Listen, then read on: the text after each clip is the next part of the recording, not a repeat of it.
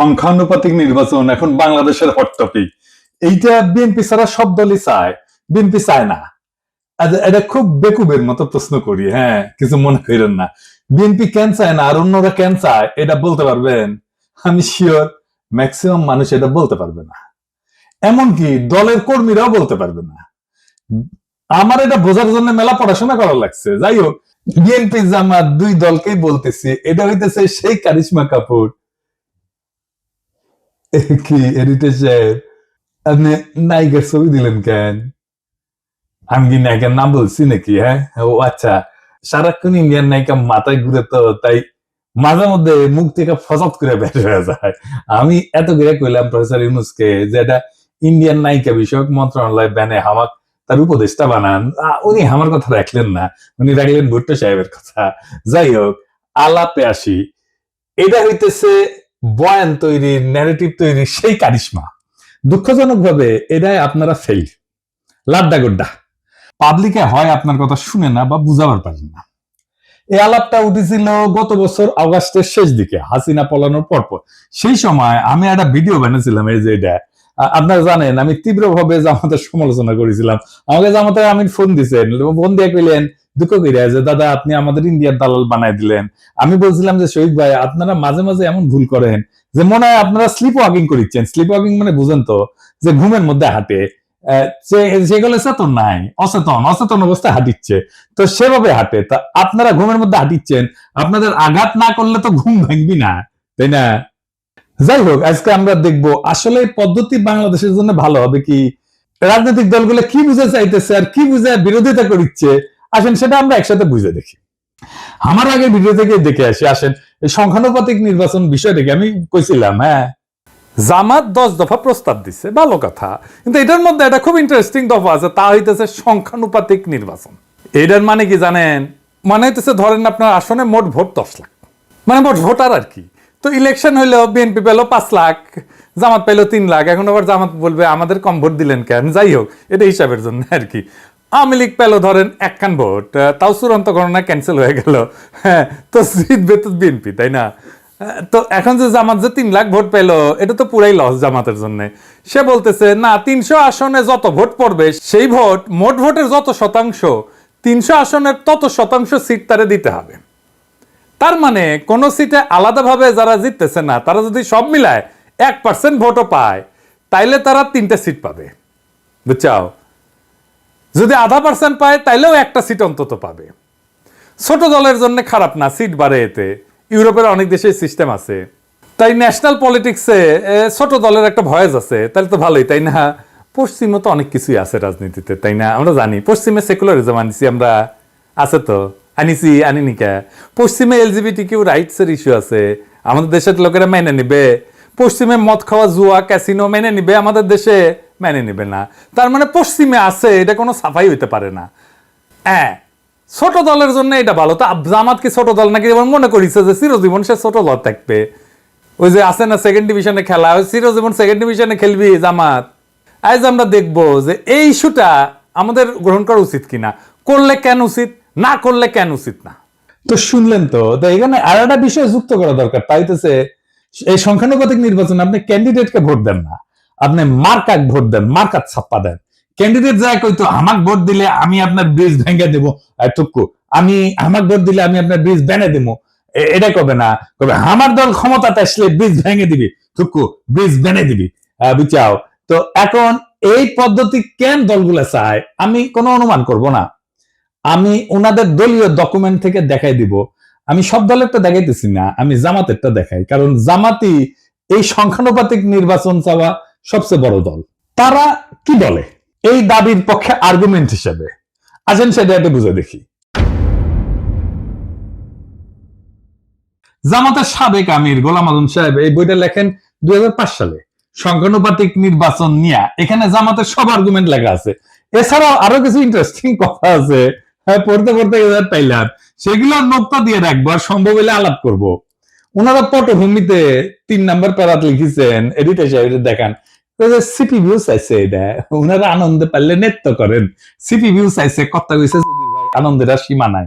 হ্যাঁ, আরে CP view চাইলে তো এটা আপনাদের জন্য হারাম হওয়া উচিত। তা না, ওনার প্রগতিশীল কুরকুরানি উঠেছে, সিপিবি চাইছে, ওনারা লাভ দিয়ে উঠেছে। তারপর কইতেছে এরশাদও কইছে, সিপিবি এরশাদ কইছে, এরশাদ আর সিপিবি এই দুইটার চাইতে বড় ইন্ডিয়ান মাল বাংলাদেশে আছে নাই। তো এরশাদ আর সিপিবি একসাথে যেটা চায়, এটা যে ইন্ডিয়ার পলিসি, এটা বুঝেন না। তো তাল তলায় গেছে, এই সহজ সমীকরণ বুঝেন না। আসল আলাপে আসার আগে আরেকটা ইন্টারেস্টিং কথা দেখাই। 11 পৃষ্ঠা এডিটর সাহেব দেখান, ওনারা কইতেছেন প্রচলিত রাজনীতি হলো পাওয়ার পলিটিক্স বা ক্ষমতার রাজনীতি। দেশ গড়া আসল লক্ষ্য না, ক্ষমতাসীন হওয়াই আসল লক্ষ্য। ক্ষমতা ওনার কাছে খুবই খারাপ জিনিস। হে খোদা, আমার উঠে নাও, নয়তো দড়ি ফেলাও, ব্যয় উঠে যায়। হ্যাঁ, রাজনীতি তো ক্ষমতার জন্য। রাজনীতি জিনিসটা কি কন্ত, এটাই তো বুঝেন না আপনারা। এবং সেজন্য বলি মাঝে মাঝে জামাত রাজনৈতিক দলই হয়ে উঠতে পারেনি। জামাতের একটা ইমাজিনেশনের বাংলাদেশ আছে, আছে কিনা? আছে তো। কল্পনার একটা বাংলাদেশ দেখে তারা, তাই না? বিএনপিও দেখে, আমিও দেখি, আপনিও দেখেন। আমাদের সকলের ইমাজিনেশনের বাংলাদেশ আলাদা। বিএনপি যে বাংলাদেশ চায় সেটা জামাতের সাথে মিলবে? মিলবে না। জামাত যারা করেন তাদের ইমাজিনেশনের বাংলাদেশ একই, তাই তারা একটা দল করে। এই ইমাজিনেশনের বাংলাদেশ গড়তে হলে আপনার রাষ্ট্র ক্ষমতা লাগবে। আপনারা ক্ষমতার জন্য রাজনীতি করেন না। রাজনীতি মানেই ক্ষমতা প্রশ্ন। রাজনীতি হচ্ছে ক্ষমতা সম্পর্কের কৌশলগত ক্ষেত্র। রাজনীতি দিয়ে ক্ষমতা তৈরি হয়। জামাত যেটাকে দেশ গড়া বলে সেটাকে আওয়ামী লীগ বলে দেশ ধ্বংস করা। দেশ গড়া কোনো রাজনৈতিক শব্দ না, এটা সাহিত্যের শব্দ। যাই হোক, জামাত বলতেছে, একটাই যুক্তি দিচ্ছে এই সংখ্যানুপাতিক নির্বাচনের জন্য, নির্বাচনের টাকার খেলা বন্ধ করবে সংখ্যানুপাতিক নির্বাচন। আর কোনো দ্বিতীয় যুক্তি নেই। ক্যান্ডিডেটদের টাকা খরচা করতে হয়। দেখেন, টাকা খেলা বন্ধ করার জন্য জামাত সংখ্যানুপাতিক নির্বাচন চায়। খুব সৎ চাওয়া, তাই না? আচ্ছা, জামাতের ভাইরা বলেন তো, আমি বিএনপি জামাতের উদাহরণ দিব না, কারণ আপনারা তো ভালো ছেলে, সন্ধ্যাবেলা হাত মুখ ধুয়ে পড়তে বসেন, তাই না? তো ধরেন জাতীয় পার্টি, যে খারাপ পার্টি আপনাদের কাছে, তাই না? সে তো 7% ভোট পায়, তাই না? বাংলাদেশে মানে সে 21টা সিট পাবে, পাবে কিনা? 21টা না পেলে 15টা পাবে, 15টা না পেলে 10টা পাবে, 10টা না পেলে 5টা তো পাবে নাকি? এর মধ্যে যদি সে এক একটা সিট 500 কোটি টাকায় বিক্রি করতে চায়, হবে না বিক্রি? আপোষে হবে। আওয়ামী লীগের লোকেরাই কিনে নেবে। মজা তো, এলাকায় যাইতে হইলো না, মারপিট করতে হইলো না, ক্যাম্পেইন করতে হইলো না, ভোট কেন্দ্র দখল করতে হইলো না, এমনকি রাজনীতি করতে হইলো না, আপনাকে এমনকি নমিনেশনও কিনতে হইলো না। শোনা যায় নমিনেশন দিয়ে অনেকে টাকা পয়সা নেয় আর কি, অনেক দল আর কি। না, আমার কইলাম না আর কি, আপনারা জানেন। আপনার টাকা আছে, আপনার জিতা সিট কিনে নিলেন, নো রিস্ক, হারার কোনো ভয় নাই। ধরেন দল এলাকা ভাগ করে দিল, বললো যে এখন যে সিট আছে ওইভাবে ভাগ করলো। এই সেই সিট অনুসারে, এই যে ধরেন বগুড়া 1 আসনে যতগুলো কেন্দ্র আছে, এইখানে যদি বিএনপি জিতে, এইখানে বিএনপি কইলো যে কাউকে কোনো ক্যান্ডিডেট কে কইলো, এই বগুড়া 1-এর এই কেন্দ্রগুলোর সিটে যদি বিএনপি জিতে, তাহলে তোমার এমপি বানাবো ওই সিটে। তুই ক্যান্ডিডেট খরচা করবে না জেতার জন্য, পারবেন টাকার খেলা কমাইতে, বরং বাড়াই দিবেন টাকার খেলা, আরো কেন্দ্রীভূত কইরা দিবেন। কারণ ওই পাবলিককে জনগণ ভোট দেবে না, ওই পাবলিককে সিলেক্ট করবে দলের নেতা। আর কি কি সমস্যা আছে? বাংলাদেশের প্রধান রাজনৈতিক দলগুলোতে তো আভ্যন্তরীণ গণতন্ত্র প্রায় অনুপস্থিত, নেতৃত্ব অত্যন্ত কেন্দ্রীভূত। এই পদ্ধতিতে, সংখ্যানুপাতিক পদ্ধতিতে দলীয় তালিকা তৈরি হবে কেন্দ্রীয় নেতৃত্বের মাধ্যমে। এটা স্থানীয় জনপ্রতিনিধিত্বকে দুর্বল করে দিবে। দলীয় নেতৃত্ব ক্ষমতা আরো কেন্দ্রীভূত করবে এবং স্থানীয় পর্যায়ে জবাবদিহিতা কমবে। দলের শীর্ষ নেতৃত্বই নির্ধারণ করবে কে সংসদে যাবে। ভোটারদের প্রত্যক্ষ ভোটের ক্ষমতা কমে যাবে। মানে এখন তো জনপ্রিয় নেতা হলে তার জেতার চান্স থাকে, তাই না? মানুষের কাছে ভালো হইতে হয়, সেটা কোনো দরকারই পড়বে না। দেখেন, আমরা অনেকে মনে করি রাজনীতি মানে হচ্ছে নির্বাচন, আইন, সংসদ, এই সমস্ত কিছু। কিন্তু রাষ্ট্রবিজ্ঞানী মোস্তাক আহমেদ একটা খুব সোজা কথা বলেন। উনি বলেন যে রাজনীতি আসলে একটা অদৃশ্য বোঝাপড়া। সেটাতে ঠিক হয় কে ক্ষমতায় থাকবে, কে টাকা খাবে, কে নিরাপদে থাকবে। এই বোঝাপড়াকেই বলা হয় পলিটিক্যাল সেটেলমেন্ট, বা বাংলায় বলে রাজনৈতিক বন্দোবস্ত। এই রাজনৈতিক বন্দোবস্তই ছাত্ররা ভাঙতে চাইছিল, আর সেটাকেই তারা বলছিল নতুন রাজনৈতিক বন্দোবস্ত। বুঝিছাও? তো এই বন্দোবস্ত লিখিত না, কিন্তু কিন্তু খুব বাস্তব। বড় বড় রাজনৈতিক দল, আমলা, ব্যবসায়ী গোষ্ঠী, পুলিশ, বিচারক, এলিট সবাই এটা অলিখিত চুক্তিতে থাকে। আমি একটু বুঝাই বলি। ধরেন রাস্তার ট্র্যাকে চান্দাবাজি, হাটের ইজারা, ছিনতাই, মাস্তানি, ঠিকাদারি, বালু মাহাল, এই সমস্ত জিনিস আছে না, যেটি থেকে টাকা পয়সা আসে, এটা একটা ইকোনমি আছে। কে তুলবে টাকা, কে নিবে, পুলিশ কত পাবে, রাজনৈতিক নেতা কত পাবে, তৃণমূলের মাস্তান কত পাবে, মন্ত্রী কত পাবে, হাসিনা কত পাবে, এই সবকিছু সেটেলড সেই অলিখিত চুক্তি দিয়া। এটি রাজনৈতিক বন্দোবস্ত। এই বন্দোবস্তের পার্ট এমপি। সে খরচা করে, মাস্তান পালে, কর্মী পালে, পুলিশের সাথে যোগাযোগ রাখে, উকিলের সাথে যোগাযোগ রাখে, স্থানীয় মাফিয়ার উপরে, আন্ডারওয়ার্ল্ডের উপরে নিয়ন্ত্রণ রাখে। এইভাবে এই বন্দোবস্ত টিকে থাকে। হাসিনা চলে যাওয়ার পরে অপরাধ বাড়ছে কেন? কারণ এই আন্ডারওয়ার্ল্ডের উপরে যাদের কার্যকর নিয়ন্ত্রণ ছিল তারা নাই হয়ে গেছে। এখন কেউ সেইভাবে কন্ট্রোল করে না, তাই এরা নিয়ন্ত্রণহীনভাবে যা খুশি করতেছে। এইটা ল অ্যান্ড অর্ডারের বিষয় না, এটা সেই অলিখিত চুক্তি ভেঙে যাওয়ার পরিণতি। আমাদের নতুন বন্দোবস্ত করার আগেই আপনি আরেকটা বন্দোবস্ত ভাঙতেছেন। বাংলাদেশে ইনস্টিটিউশন নাই, গড়ে ওঠে নাই। এই ইনস্টিটিউশনের বিকল্প হচ্ছে রাজনৈতিক বন্দোবস্ত। এইখানে রাজনৈতিক দল, তার নেতা কর্মী একটা জটিল ভারসাম্য রক্ষা করে সমাজকে টিকায় রাখে। এইটা যখন নষ্ট হয়ে যায় তখন প্রতিদ্বন্দ্বী গোষ্ঠীগুলো নিরাপত্তাহীনতায় ভোগে এবং সহিংসতা, দুর্নীতি, রাজনৈতিক অস্থিরতা বাড়ে। আপনি সংখ্যানুপাতিক নির্বাচন করে পুরা পলিটিক্যাল ফেব্রিক ধ্বংস করে দেবেন। কেউ নিয়ন্ত্রণ করতে পারবে না।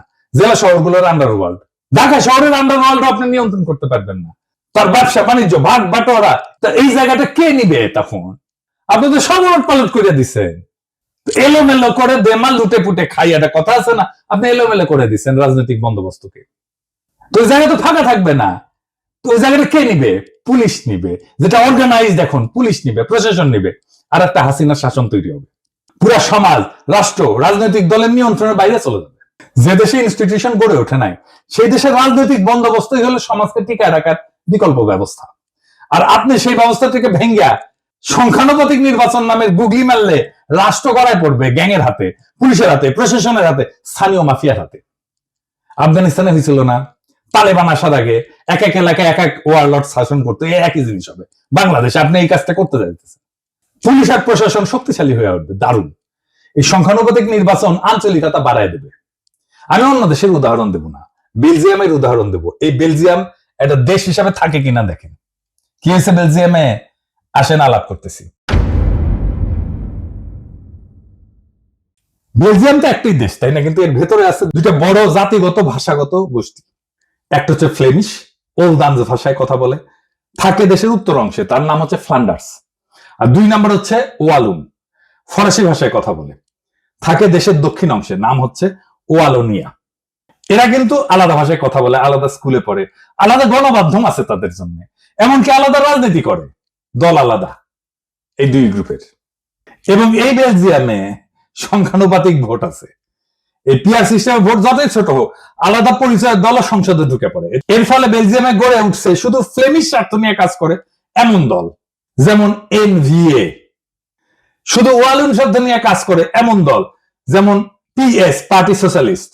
এরা কিন্তু জাতীয় স্বার্থ দেখে না, কেবল নিজেদের অঞ্চলের স্বার্থ দেখে। ফলে সার্বজনীন রাজনীতি আর হয় না, হয় আঞ্চলিক স্বার্থের জন্য রাজনীতি। এর ফলাফল কি? সরকার গঠন করতে পারে না। ফ্লেমিশ আর ওয়ালুন এদের মতানৈক্য চূড়ান্ত। এই যে দেখতেছেন না, এখন প্রফেসর ইউনূসের সরকার ঐক্যমত করতে পারতেছে না, দেখতেছেন না, জুলাই সনদ করতে পারতেছে না, মতানৈক্যের জন্য। একই রকম বেলজিয়ামের জাতীয় পরিচয় দুর্বল হয়, সবাই নিজেকে ওয়ালুন বা ফ্লেমিশ ভাবে, বেলজিয়ান ভাবে না। ভাষা, শিক্ষা, অর্থনীতি সব আলাদা হয়ে গেছে। স্কুলে আলাদা পাঠ্যক্রম, আলাদা মিডিয়া, এমনকি আলাদা ট্যাক্স এবং প্রশাসন চলতেছে অঞ্চল ভিত্তিক। যেহেতু একক সংখ্যাগরিষ্ঠতা পায় না, সরকার গঠন হয় না। 1 বছরের বেশি সময় সরকার গঠন হয়নি, এরকম এক্সাম্পল আছে। এই রাষ্ট্র টিকবে না।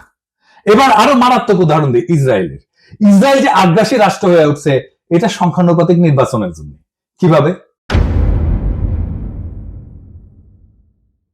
ইসরায়েল তো এখন একটা রাষ্ট্র না, একটা চরমপন্থী যুদ্ধযন্ত্র।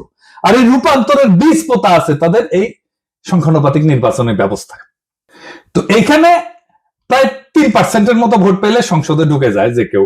এই ফাঁক গলে ক্ষমতার মঞ্চে উঠে আসছে এক ঝাঁক ধর্মীয় হুলিগান, যারা গণতন্ত্র না, ধর্মীয় শাসন এবং জাতিগত নিধন চায়, ফিলিস্তিনের ধ্বংস চায়, গাজার ধ্বংস চায়। কারা এই হুলিগান? যেমন SHAS, এরা নারী অধিকারের প্রকাশ্য শত্রু, সিভিল ম্যারেজের প্রকাশ্য শত্রু। তারপরে আরেকটা আছে UTZ, এরা নারীদের ভোটের শত্রু, আধুনিক শিক্ষার শত্রু, এমনকি রাষ্ট্রীয় আইনকে অস্বীকার করে। আরেকটা আছে ওরজেমা ইহুদিক, আরবদের নাগরিকত্ব বাতিল করে দিতে বলে, গাজায় গণহত্যায় উস্কায় দেয়। এদেরকে ইহুদি তালেবান বলা হয়। এরা 5 থেকে 6% ভোট পায়, কিন্তু মন্ত্রিসভায় তারা নীতি নির্ধারক। তাদের জন্য সরকার গঠিত হয়, কারণ কেউ সংখ্যাগরিষ্ঠতা পায় না এবং এরা এই সাপোর্টটা দেয় এবং সরকারের নীতি জিম্মি হয়ে যায় এদের কাছে। ইসরায়েলে কোনো দল একক সংখ্যাগরিষ্ঠতা পায় না। সরকার গঠনের জন্য এই হুলিগানদের সমর্থন লাগে। তারা চুক্তি করে শর্ত দেয় যে আমাদের দাবি যদি না মানো তাহলে সরকার ফেলায় দেব। নেতানিয়াহু বাধ্য, তাকে বিচার বিভাগ ভেঙে দিতে হয়েছে এদেরকে সন্তুষ্ট করার জন্য। এই বিচার সংস্কার ইস্যুতে 2023 সালে ইসরায়েল জুড়ে ইতিহাসের সবচেয়ে বড় গণবিক্ষোভ হয়েছে। এই এদেরই নেতা এই বেন গাভির আল-আকসায় যায় বলছে আরবদের সরাও, এটা আমাদের। এটার ফলেই কিন্তু হামাস রকেট ছড়ে, তারপরে যুদ্ধ শুরু হয়, বুঝেছেন? এবং মন্ত্রিসভায় যারা যারা আছে এই যে এই ছোট দলগুলা হুলিগানদের, তারা বলছে গাজায় জনসংখ্যা কমাও, পানি বিদ্যুৎ বন্ধ করো, বোমা দিয়ে তাদেরকে ছারখার কইরা দাও। এই যুদ্ধ ছিল ধর্মীয় প্রতিশোধে পরিচালিত গণহত্যা এবং এই গণহত্যা করছে এই সংখ্যানুপাতিক নির্বাচনে ফাঁক গলিয়া ঢুকা গেছে যারা, তারা বাংলাদেশে একই ধরনের ঘটনা ঘটবে।